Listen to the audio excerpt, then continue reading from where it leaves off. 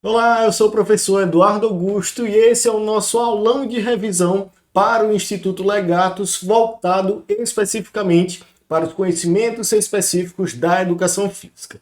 Nós já temos outras aulas sobre o Instituto Legatus. Se você não viu ainda, dá uma olhada nos vídeos passados que com certeza também vão ajudar bastante. Antes de iniciar a aula em si, se inscreve aqui no nosso canal, que ajuda bastante o nosso trabalho. E se tiver interesse em mais materiais de preparação para os concursos de educação física, dá uma olhada nos links da descrição desse vídeo, que você encontra informações tanto sobre os nossos e-books, como também sobre o nosso curso da preparação à aprovação. Então, sem mais delongas, vamos para a primeira questão. No período que compreende pós-Segunda Guerra Mundial até meados da década de 60, mais precisamente em 64, início do período da ditadura militar, a educação física nas escolas mantinha o caráter gímnico e calistênico do Brasil República. Sobre a educação física nesse período, assinale a alternativa correta. Então vamos lá. Item A.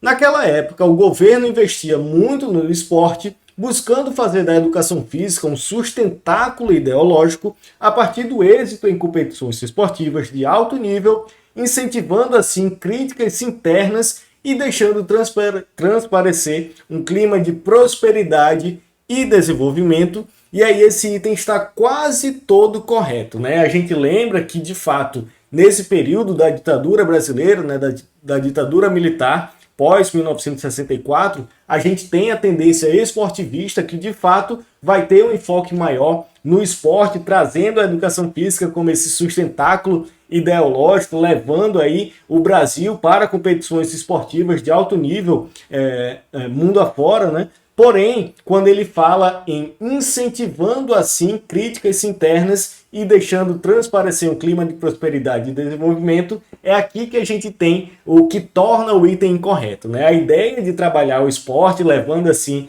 o esporte, levando assim o Brasil mundo afora através dos esportes, a ideia era rebater críticas, né? Era evitar críticas sobre o regime brasileiro e fazendo assim transparecer um clima de prosperidade e desenvolvimento. Então, quando a gente fala nesse item, incentivando assim críticas internas, é o que torna o item incorreto.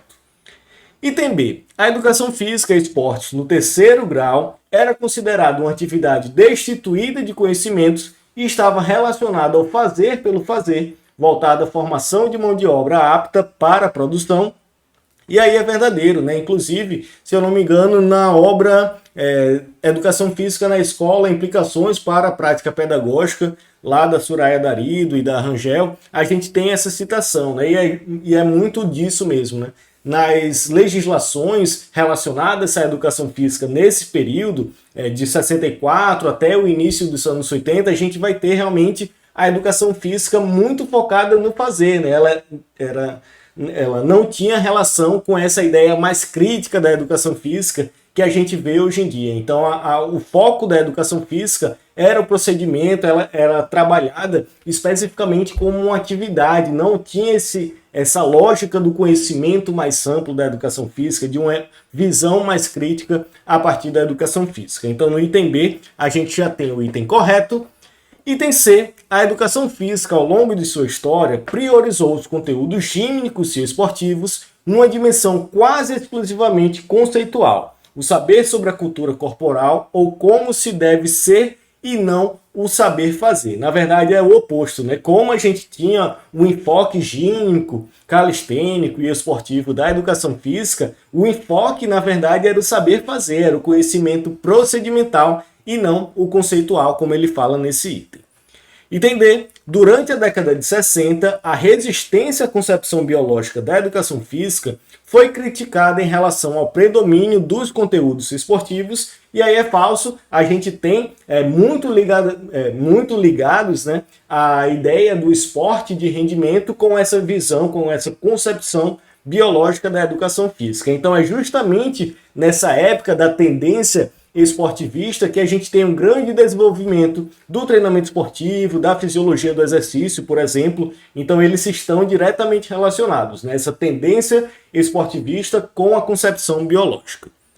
Item E. a perspectiva pedagógica Saúde Renovada, amplamente divulgada nesse período, tem por finalidade convicta e às vezes únicas de ressaltar os aspectos conceituais acerca da importância de se conhecer, adotar e seguir conceitos relacionados à aquisição de uma boa saúde. E aí é falso porque a ideia da saúde renovada, né, a abordagem pedagógica da saúde renovada vai surgir muito tempo depois, né? A gente não tem essa lógica das abordagens pedagógicas no período da ditadura militar. Essa ideia das novas abordagens pedagógicas surgem justamente em oposição a esse modelo que a gente tinha no período da ditadura militar, né? Então, não só a abordagem da saúde renovada, como as outras abordagens pedagógicas, vão surgir no período pós-ditadura militar. Então, por isso, o item E também é falso. Primeira questão, então, na verdade, item B vai ser o correto.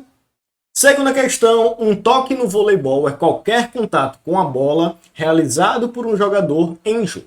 Uma equipe terá direito a, no máximo, 3 toques, além do bloqueio, para enviar a bola ao adversário. Sendo assim, analise as afirmativas a seguir sobre as características do toque no voleibol. Primeira alternativa, a bola pode ser tocada com qualquer parte do corpo, e aí verdadeiro, né? Diferente de outros esportes como basquete ou futebol, no vôlei realmente é permitido tocar a bola com qualquer parte do corpo. Segundo, a bola deve ser retida e ou lançada e pode ser rebatida em qualquer direção, e aí é falso, né? Apesar dela poder ser rebatida em qualquer direção, ela não pode ser retida. Então, segunda alternativa, segunda afirmativa, na verdade, é falsa. Terceira, a bola pode tocar em várias partes do corpo, contanto que esses contatos ocorram simultaneamente. E aí, verdadeiro, né? A própria manchete pode acabar batendo em mais de um braço, mas aí, se for simultaneamente, está tudo ok, né? Terceira afirmativa também verdadeira. E quarta afirmativa, no bloqueio, contatos consecutivos podem ocorrer com um ou mais jogadores, desde que esses contatos ocorram durante a mesma ação. E aí, verdadeiro, né? Por exemplo, se 2 jogadores subirem para um bloqueio, pode bater em um, pode bater no outro, contanto que seja na mesma ação. Então, quarta afirmativa também é verdadeira. Temos, então, apenas a afirmativa 2 incorreta. Nesse caso, a alternativa da questão vai ser a alternativa E, a verdadeira, com os itens 1, 3 e 4 sendo os corretos. Segunda questão, então, item E. Terceira questão, uma das características da abordagem psicomotora de educação física escolar é, item A, ser traçada a partir da influência da aprendizagem motora. E aí, na verdade, quando a gente fala da abordagem que tem como principal influência, né, como principal referência a aprendizagem motora e o desenvolvimento motor, a gente fala da abordagem desenvolvimentista e não da psicomotora. Por isso, item A é falso. Item B, entender o movimento como principal meio e fim da educação física também é a principal frase quando a gente fala da abordagem desenvolvimentista, então por isso também é falso. Item C, ter uma preocupação central com a formação de um cidadão crítico e participativo, e aqui na verdade a gente faz mais referência a essas abordagens críticas da educação física, né? Principalmente a crítica superadora e a crítica emancipatória. Item D, buscar o desenvolvimento do corpo de modo completo em uma junção do corpo e mente que englobará tanto o universo interno como o externo do sujeito. E aí temos o item verdadeiro, né? Quando a gente fala da psicomotricidade, a gente procura as palavras-chave dessas abordagens pedagógicas, e o que normalmente a gente mais se encontra é que a abordagem psicomotora busca garantir o desenvolvimento integral do indivíduo, trabalhando seus aspectos cognitivos, afetivos e psicomotores. Então, justamente faz referência a esse item D, que traz aí as características da abordagem da psicomotricidade ou abordagem psicomotora. Item E, entender que é da educação física o dever de proporcionar condições para que o comportamento motor seja desenvolvido, e aqui mais uma vez faz referência à abordagem desenvolvimentista. Então, terceira questão, item D, é o que vai trazer aí as características da abordagem da psicomotricidade. Quarta questão, estabelece no jogo de futsal, durante a aula de educação física, que o aluno que fizer um gol passe a posição de goleiro da equipe adversária. Assinale a alternativa que expõe a categoria ou classificação dos jogos a que pertence a situação apresentada.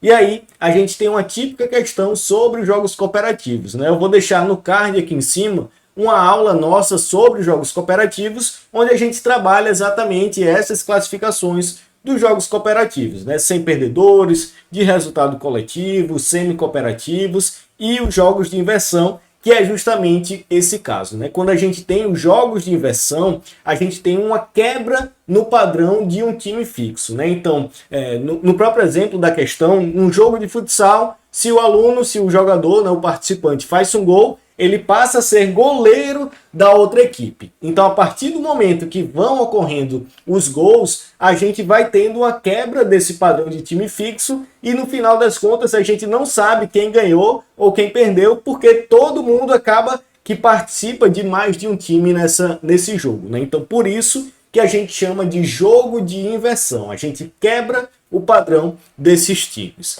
Então, por isso, quarta questão, o item C é o correto, e aí um tema bastante interessante para revisar, que são as categorias, as classificações dos jogos cooperativos.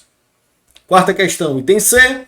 Quinta questão, para estimular a participação das pessoas portadoras de necessidades especiais nas aulas de educação física, é necessário, e aí vamos para os itens. Item A, deixar o indivíduo agir autonomamente para evitar constrangimento, e aqui é falso, né? Pensando numa perspectiva inclusiva, a ideia é que a gente consiga fazer com que todos participem igualmente da aula, né? Então, a partir do momento que eu deixo o indivíduo, a pessoa com deficiência, agir autonomamente, eu não estou dando a devida importância para ela, assim como eu estou dando para os outros alunos, né? A ideia é que todo mundo participe da atividade da mesma forma, com as mesmas regras e assim por diante. Então, por isso, o item A é incorreto. Item B, estabelecer sempre turmas separadas e específicas para portadores de necessidades especiais, e aí vai completamente em oposição à ideia da inclusão, né? Aqui a gente tem uma segregação, a gente vai separar quem tem as pessoas com deficiência da turma, né? Então a gente tem aí um conceito oposto ao conceito da inclusão nas aulas de educação física. Item C, que o professor faça adequação no plano gestual e nas regras das atividades, favorecendo a inclusão, e aí perfeito, né? O professor pode fazer os ajustes para que todo mundo consiga participar ali da aula, né? Sem fazer com que as pessoas sejam excluídas ou que as pessoas acabem fazendo outras coisas que não o que todo mundo está fazendo. Então a ideia é que a partir do momento que a gente tem esse contexto da inclusão, a gente faça as devidas adaptações para que todo mundo consiga participar igualmente das aulas. Item C já é o correto. Item D, que o professor conceda privilégios como pontuações extras para o indivíduo portador de necessidade especial. E aí também é falso, né? Quando a gente tem alunos com deficiência, pessoas com deficiência, a ideia é justamente ter o mesmo tratamento com todo mundo. Então, a partir do momento que eu concedo privilégios ali, que eu tenho pontuações extras, eu também vou de encontro, né? Eu vou em oposição a essa ideia da inclusão que traz como característica principal a igualdade, né? A equidade entre todos. Então, por isso, item D também é falso. Item E, que o professor substitua as atividades motoras por atividades escritas quando o indivíduo não for capaz de realizá-las, e aí também vai completamente em oposição à ideia da inclusão, né? Imagine aí você numa aula de educação física e aí por você não conseguir realizar determinada atividade, você vai ser excluído da aula de educação física e vai acabar fazendo apenas uma atividade escrita. Então a ideia realmente vai completamente em oposição do que é a inclusão, né? Do que é todo mundo participar ali das atividades. Então, quinta questão de fato, item C é o correto. E aqui, antes de passar para a sexta questão, eu aproveito para divulgar alguns dos nossos materiais, né? Se você está realizando aí a sua preparação seja para o Instituto Legatus ou seja para concursos de outras bancas, nós temos diversos materiais em que a ideia é trabalhar os tópicos mais recorrentes, né? Trabalhar a preparação a partir dos temas, independente do concurso, independente da banca que você irá realizar. Então, alguns dos exemplos dos nossos materiais, nós temos o curso da preparação à aprovação, que é o nosso material mais completo, de acesso vitalício, com videoaulas de teoria, simulados, banco de provas, entre outros diversos bônus, inclusive o suporte individual via WhatsApp, onde você pode tirar todas essas dúvidas, seja relacionada à preparação, seja relacionada ao conteúdo propriamente dito. Temos também alguns minicursos, como por exemplo o minicurso do Coletivo de Autores, onde a gente trabalha por completo a obra, né, Metodologia do Ensino de Educação Física, do famoso Coletivo de Autores, de forma objetiva e direcionada para concursos, assim como também o minicurso de Fisiologia Simplificado, onde a gente trabalha os principais sistemas de forma simplificada e objetiva, direcionada para concursos. Tanto o minicurso do Coletivo de Autores como o minicurso de Fisiologia estão presentes também no curso da preparação à aprovação, mas você também consegue adquiri-los de forma separada. Além dos cursos e minicursos, nós temos também os e-books de questões comentadas, né, que são livros digitais, cada um com 100 questões, sendo 2 volumes da licenciatura, um do bacharelado e um sobre esportes. E aí, além das 100 questões, onde você pode realmente exercitar, elas seguem com os seus respectivos comentários, explicando e resolvendo a questão ali, né? Então, acabam sendo ótimos materiais, tanto para exercitar a partir da resolução dessas 100 questões, como também para revisar importantes conceitos aí cobrados nos concursos através dos comentários das questões. Então, se você tiver interesse em algum desses materiais, pode falar diretamente comigo ou dar uma olhada aqui nos links da descrição desse vídeo. Então, continuando, sexta questão, a respeito do posicionamento em quadra dos jogadores durante uma partida de voleibol, analise as afirmativas abaixo. Primeira, a posição 3 é posição de ataque, também conhecida como meio de rede. E aí, verdadeiro, relembrando quando a gente fala das posições no vôlei, o número 1 é aquele que está sacando, né? Então vai estar na linha de trás e a partir dele a gente começa a contar no sentido anti-horário. Então quem saca é o número 1. Na linha de frente, né? Na linha de ataque, na linha da rede, a gente vai ter as posições 2, 3 e 4, e aí o número 3 vai ser exatamente o que está no meio da rede, e na linha de trás a gente vai ter os jogadores de posição 5, 6 e o número 1, que é aquele que realizou o saque. Então quando a gente fala da posição do número 3, vai ser realmente uma posição de ataque, conhecida como meio de rede. Item 1, verdadeiro. Item 2, ao líbero é permitido ocupar qualquer posição em quadra no momento do saque. E aí é falso, né? A posição do líbero, o líbero em si, ele só pode participar das posições da linha de trás, né? Da linha de defesa. Então o líbero não pode estar ali nas posições 2, 3 ou 4, as posições de ataque. Então por isso o item 2 é incorreto. E terceiro, qualquer jogador pode participar do bloqueio, exceto o líbero, e aqui a gente está falando das posições do voleibol, né? No caso, nem todo jogador vai poder realizar o bloqueio, porque só quem pode realizar o bloqueio são os jogadores que estiverem na linha de frente, né? Ou seja, nas posições 2, 3 ou 4. Os jogadores que estiverem na linha de trás, nas posições 5, 6 e 1, eles não podem realizar o bloqueio. Então, nesse caso, o item 3 também vai ser incorreto. Nesse caso, sexta questão, apenas o item 1 é verdadeiro, item A, então, é o correto dessa sexta. Sétima questão, são frequentes durante exercícios físicos extenuantes em pessoas que não possuem condicionamento físico adequado. Podem aparecer em diversas condições clínicas, por exemplo, hipocalcemia, que são baixos níveis de cálcio no sangue, hipopotassemia, baixos níveis de potássio no sangue e baixa oxigenação.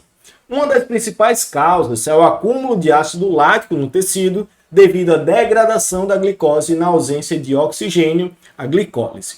Havendo oxigênio suficiente, o ácido lático é convertido de volta para ácido pirúvico e transformado em acetil coenzima A e dióxido de carbono numa reação catalisada por enzimas. Assinale a alternativa que contempla o abordado pelo texto. E aqui temos uma típica questão sobre as lesões agudas no esporte, né, que acaba sendo um tópico dos primeiros socorros, dos socorros urgentes em educação física. Pelas características, né, por poder aparecer em diversas condições clínicas, como os baixos níveis de cálcio, potássio e oxigenação no sangue, a gente vai estar falando das cãibras. Nesse caso, o item C já seria correto. E aí a gente aproveita para relembrar rapidamente aqui as outras lesões agudas. No item A, ele fala da contusão sem rompimento da pele, e aí a gente tem a contusão por característica, né, por definição, é uma lesão que provém de um trauma contuso, né, de uma pancada, por exemplo, e normalmente vai causar um hematoma, né, vai causar o rompimento de alguns vasos, porém sem rompimento da pele. A fratura vai ser um comprometimento da integridade do osso, ou seja, quando a gente quebra um osso propriamente dito, né, seja ela completa ou seja ela incompleta. No item D, a gente tem a distensão muscular, que é um estiramento ou rompimento das fibras musculares, enquanto que a entorse vai ser um estiramento ou rompimento dos ligamentos. Então, a distensão e a entorse têm definições semelhantes, porém a distensão ocorre a partir do estiramento ou rompimento de fibras musculares, enquanto que a entorse são dos ligamentos. Nesse caso, sétima questão, realmente o item C vai ser o correto. Oitava questão, de acordo com os princípios curriculares que emergem de uma pedagogia crítico-superadora, destacamos aqui a relevância social do conteúdo, o qual implica em... E aí, uma típica questão sobre o coletivo de autores, né? Eu falei anteriormente do minicurso do coletivo de autores, e aí a gente tem lá na obra do coletivo de autores, que é a obra de referência da abordagem crítico-superadora, os princípios curriculares, né? Nesse caso, a gente vai estar falando da questão sobre a relevância social do conteúdo. Vamos para os itens. Item A, compreender o sentido e o significado do mesmo para a reflexão pedagógica escolar. E aí já é o perfeito, né? Quando a gente fala dos princípios curriculares, a relevância social do conteúdo vai trabalhar justamente essa ideia de compreender o sentido e o significado daquele conteúdo para a reflexão pedagógica escolar. Item A já é o perfeito. Item B, adequar as possibilidades sociocognoscitivas dos alunos, e aí é falso, né? Quando a gente fala em a adequação às possibilidades sociocognoscitivas do aluno, a gente está falando de um princípio curricular próprio. Ele não faz referência à relevância social, mas sim é um próprio princípio curricular. Item C, garantir ao aluno conhecimento de que de mais moderno existe no mundo contemporâneo, e aqui a gente está falando do princípio curricular chamado contemporaneidade e não relevância social. Entender confronto e contraposição de saberes, que também é outro princípio curricular específico, né? O confronto e a contraposição de saberes. E por último, prática social do aluno ao seu próprio conhecimento e as possibilidades enquanto sujeito histórico, e aqui não faz referência à relevância social, mas sim à adequação das possibilidades sociocognoscitivas do aluno. Oitava questão, então, de fato, item A é o correto. Nona questão, na turma de sexto ano do ensino fundamental, após as aulas iniciais de basquetebol com passes, dribles e arremesso parado, o professor inicia o ensino da bandeja na sequência que se segue. Primeiro passo com o pé esquerdo para impulsão, para destros, salto e arremesso. Segundo passo com o pé direito, depois o esquerdo para impulsão, destro, salto e arremesso. Terceiro, passo com o pé esquerdo, drible, quicar uma vez a bola no chão. Dois passos, direito e esquerdo, impulsão e arremesso. Quarto, aumentar a distância gradativamente da cesta para que o aluno venha driblando até finalizar com os dois passos. E aí cada exercício da sequência é repetido várias vezes, e após esse processo são realizados exercícios com variações e conjugação dos fundamentos já aprendidos.